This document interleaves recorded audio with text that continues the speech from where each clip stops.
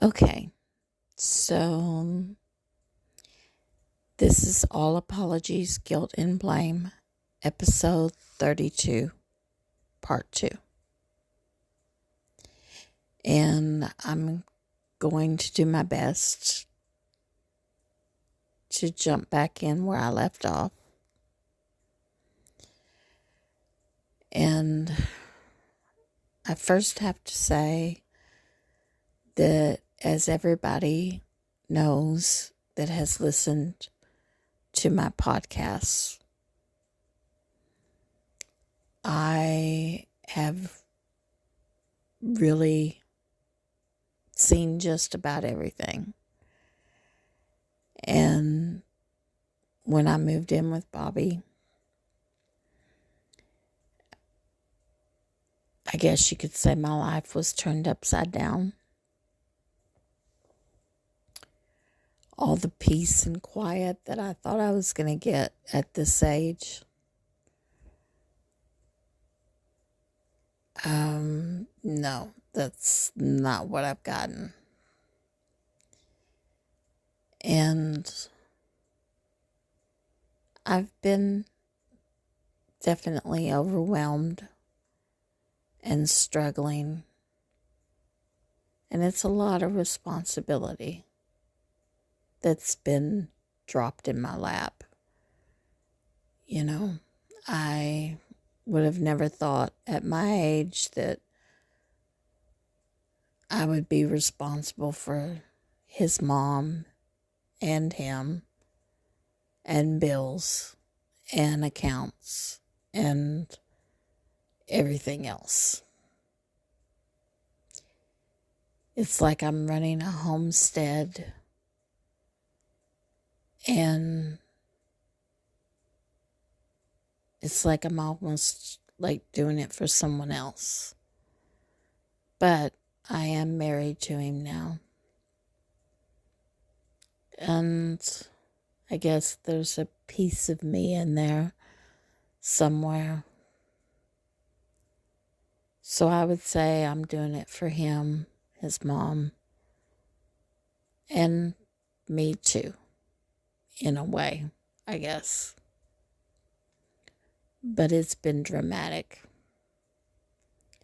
It's been breathtaking and gut-wrenching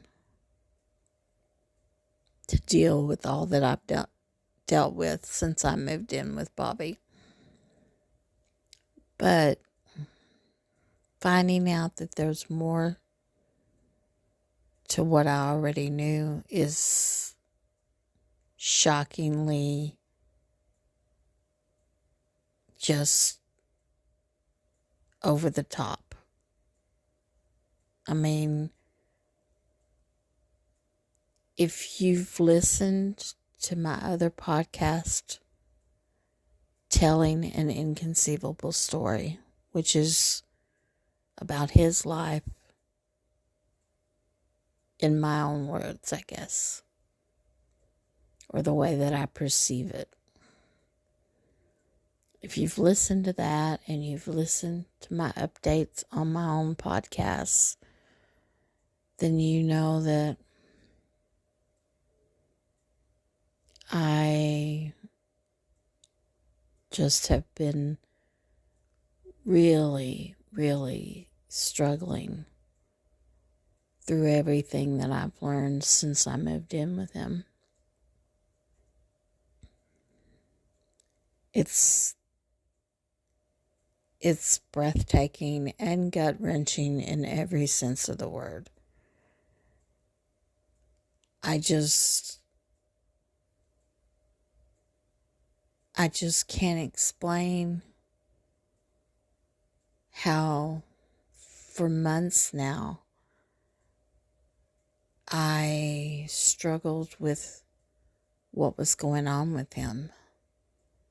And now to try to figure it out and come to the realization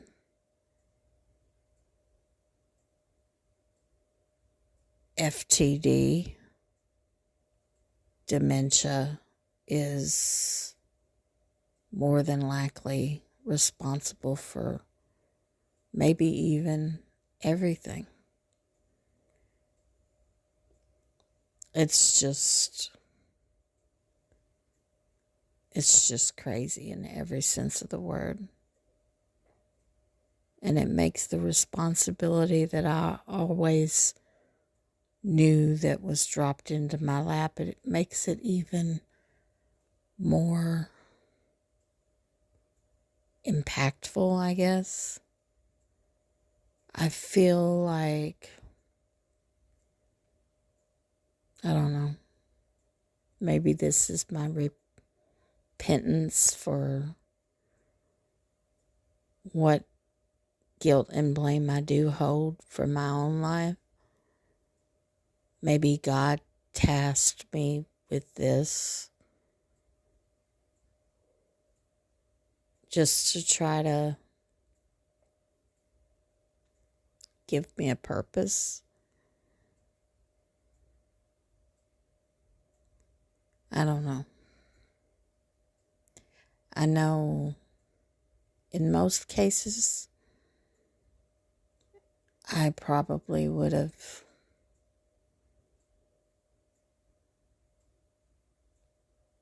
left. But I saw someone that wasn't stepping up to do the right thing for his mom. And there was nobody else. And it didn't seem like he could do it in any way, shape, or form. So I stepped up. I took on the responsibility not only for him, but for her, for his mom.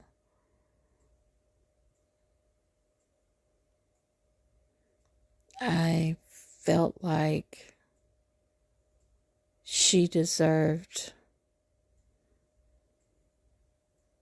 to have someone that cared, I guess.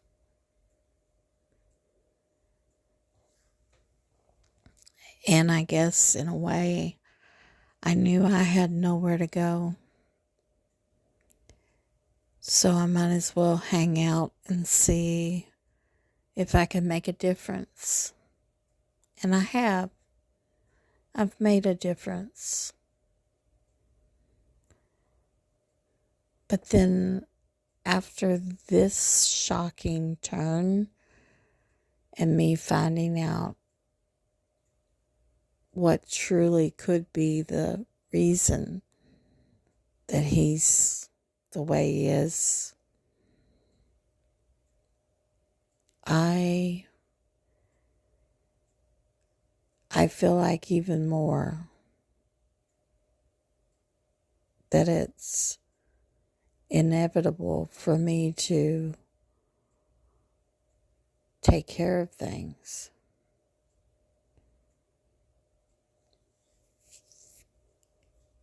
There's not a day that goes by that Bobby doesn't misconstrued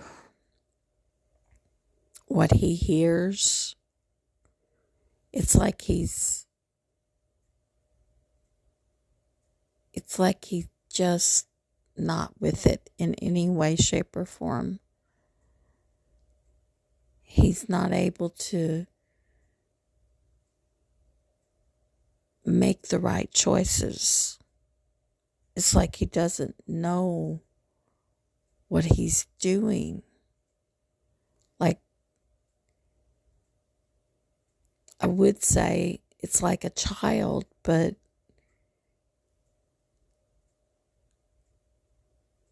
it's kind of worse than a child because I have a 5-year-old grandson. And my 5-year-old grandson can understand English. And he understands a lot for being 5. He can understand tone of words, emotions within words. There's a lot to language. And Bobby has lost that. I don't know exactly how long this has been going on, but now he just can't. It's like he just doesn't have any common sense or emotion or ability to understand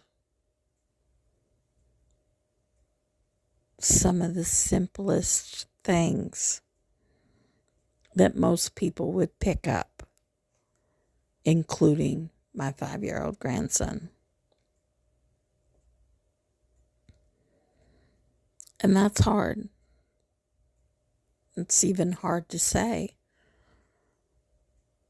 You know, when I met him, I thought, oh, he's fine. And no, he's not fine.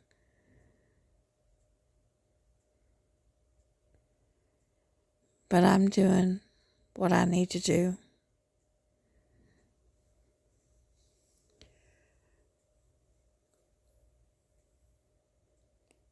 I just got done watching my grandson for a whole week. And I also have a toothache from like hell.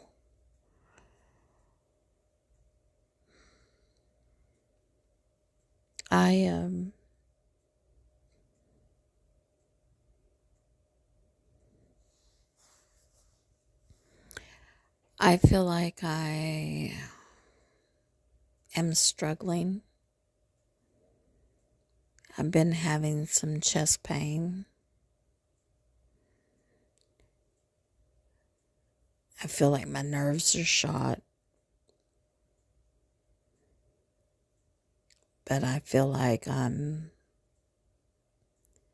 holding myself together.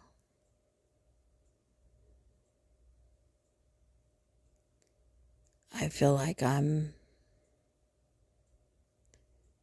trying to keep everything just kind of going along as usual.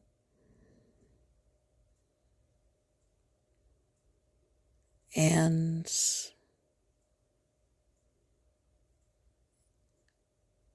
I hope and pray that it will get better. I know there's a good chance that it won't. I know that medically speaking, it's going to get worse, but I can still pray that things get easier and I can have a little bit of peace, not so much weight that I'm carrying.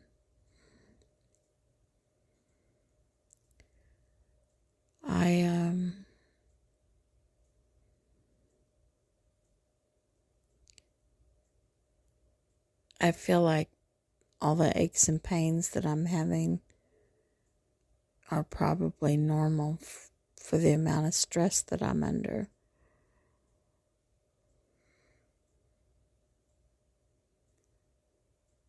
I don't know what'll happen in the future. To be honest, I could die before he does.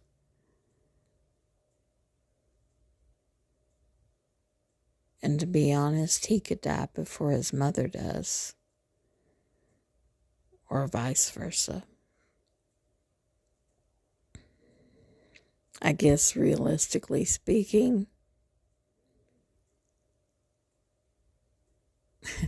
we're all old, so it's the toss of a coin as to who goes first. But I just know that it's the right thing to do, to try to make sense of everything, to keep records, to write stuff down so that the next person that steps in, especially if I go, can know where I left off, know how I did things, understand stuff.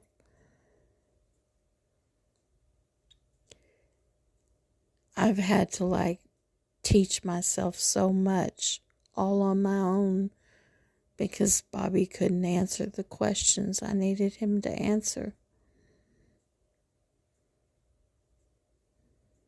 But I've done a pretty good job.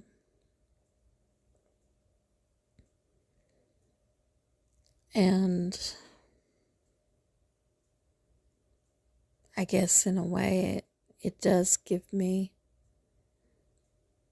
penance for the life that I've led.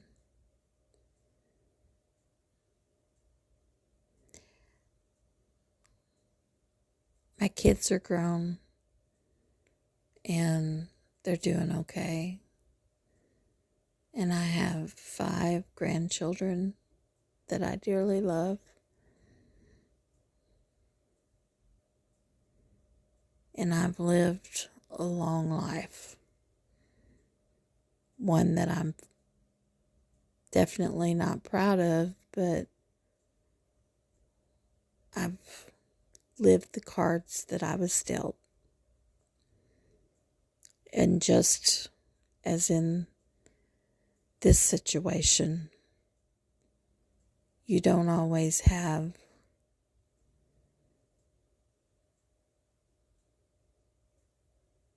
a stake, I guess, in what life deals you. But I have to be honest. Once upon a time, I had a counselor that told me that my life, no matter how dysfunctional, no matter what my family had put me through or what I had put them through, my life was in my hands. That it was up to me to change it. And she knew that I wanted out and I wanted to change it. And she told me, it's you that can make a difference in your life. Nobody else can. There's no person that can fix you. You need to fix yourself if you want something better. And I have to be honest, that's the truth.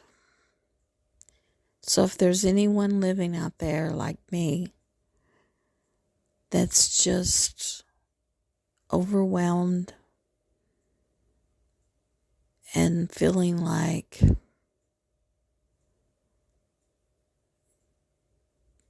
life got the best of them, you have to look at it from a different standpoint. You have to say to yourself, only you can change it.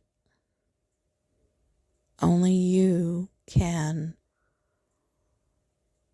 make things different. And now you just won't believe how long that stuck with me. That it was my choice. It was me that could change everything. And looking back, no, I messed up plenty of times. My whole life has been one wrong turn after another. I should have done things differently so many times. But I've always come out of it. I've always picked myself up and changed and just kept taking one step at another to get out of whatever situation I had put myself in.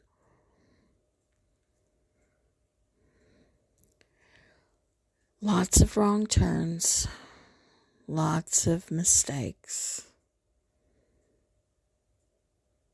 But I'm still here. And I'm still trying.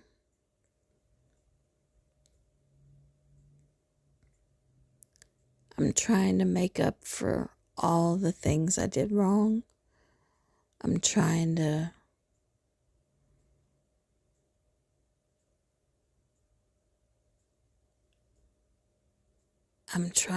find the peace and serenity, basically, that I've searched for.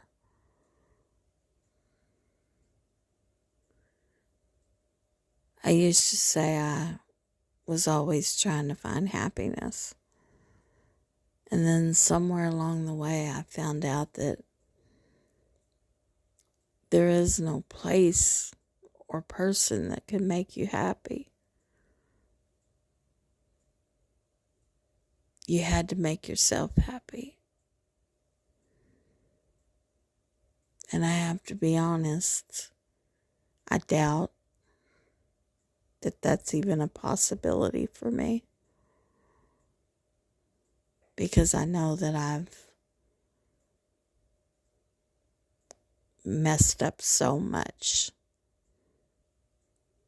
Henceforth, the title of this podcast, All Apologies, Guilt, and Blame.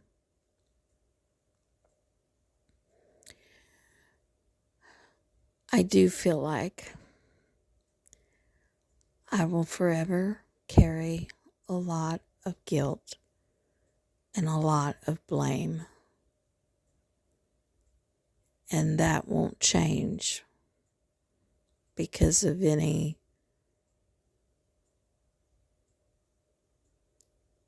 good thing that I do for Bobby and his mom. That's not going to change what I carry with me to my grave. But I do feel like that somewhere along the way, even with the guilt and the blame, I have made peace with myself. I'm not perfect and never will be.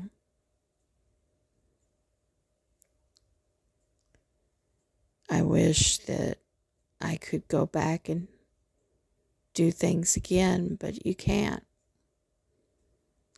And I have 4 beautiful children that I will forever love with all my heart.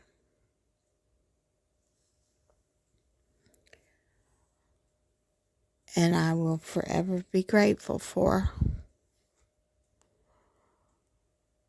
But I have made peace with what I've done in the past. And I do believe that God hears my prayers and that my grandfather watches over me. I don't think I ever would have made it to 64 if it hadn't been for God and my grandfather being by my side.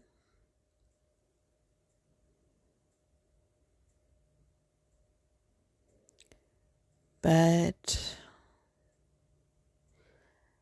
I guess I just wanted to come back on here and finish this episode so that you had a update on where I was at this very moment.